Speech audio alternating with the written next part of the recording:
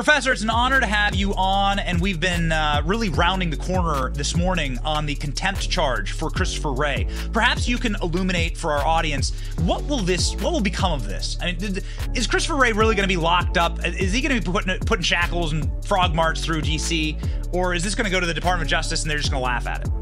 Well, it's probably something in between. He's not going to jail, obviously, and I don't think the Justice Department is going to laugh at it because it certainly puts another taint on a reputation that has been hurt terribly over the past several years as part of what I call the Get Trump movement. Obviously, I wrote a book by that name, Get Trump, because so much of the government's energy has been devoted, and so much of the energy of the hard left and academia and the media have been devoted to getting Trump, that the rule of law has suffered in the meantime. And this is merely another example of that.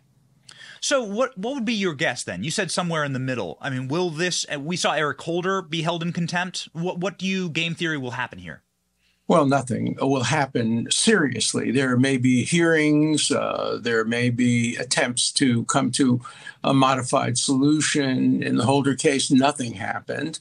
And in most of these cases, nothing happens. Of course, there has been a different standard of justice when directed against the right and the left, particularly in recent years. And I've been victimized by it. Lawyers who defended Donald Trump have been subject to bar complaints by an organization called Project 65, a group of radical left-wing lawyers who have sworn to get disbarred every lawyer who ever defended Donald Trump or anybody on his behalf.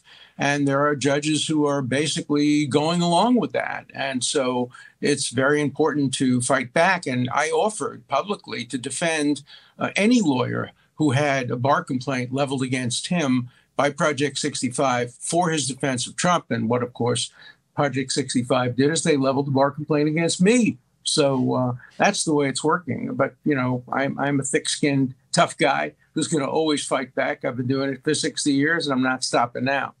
Yeah, it really does seem like terroristic tactics used against the people who simply want the truth. And that's really what we want here, because if there is an FD 1023 form that exists inside of the FBI, the American public should know about it. It's unclassified. Do you see any reason why this document shouldn't be released? Of course not. And every document should be released. In fact, 90% of classified documents should be released. There's so much overclassification in the United States. Classification is supposed to be done only to protect the national security of the United States, not the reputations of the people who may have endangered the national security of the United States. It's used far too often to protect individuals. Joe Biden delivering political favors for money, is that illegal? Of course, that would be illegal. That would be participating in bribery, which is one of the two designated impeachable offenses under the Constitution. Of course, it's been done since the beginning of history. It's not something new. Favors are part of politics. But if you give favors that are worth money in exchange for performing a benefit to a person, that obviously is illegal and should be looked into. Should be looked into on every side. Again, no investigation should be based on what benefits one party or the other. It should be based on what is explicitly against the law and what has the precedents of the past taught us about that. So you're saying that would rise, a bribery from the vice president of the United States for millions of dollars would rise to the high crimes threshold? It would. Now, the question that nobody knows the answer to is, can a president be impeached based on what he did as vice president? Those are hard questions. The framers didn't want to see impeachment used easily. They didn't want to turn America into Great Britain, where the parliament can simply get rid of the executive by a voice vote. They wanted it to be very difficult to impeach high crimes, misdemeanors, bribery, treason. And one has to be absolutely certain. And the only way to get an effective impeachment would be to make it bipartisan. That's what happened with Nixon. Nixon left office not because the Democrats threatened him, but because the Republicans, his own party, threatened him. Do you see that happening? I don't see that happening now, to either side. You know, I started to write my book, The Case Against Impeaching Trump.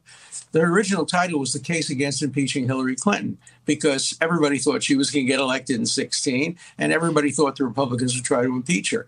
And then when that didn't happen and they started to impeach Trump, I took the same book. I just changed the title and changed a few of the words. But I'm a nonpartisan opponent of unconstitutionally impeaching people for non-impeachable offenses. And so I'm going to continue in my nonpartisan way, which means I make enemies on both sides. The Democrats think I'm not partisan enough for the Democrats. The Republicans think I'm not supportive enough of their side. But the people who love the Constitution will support my tie.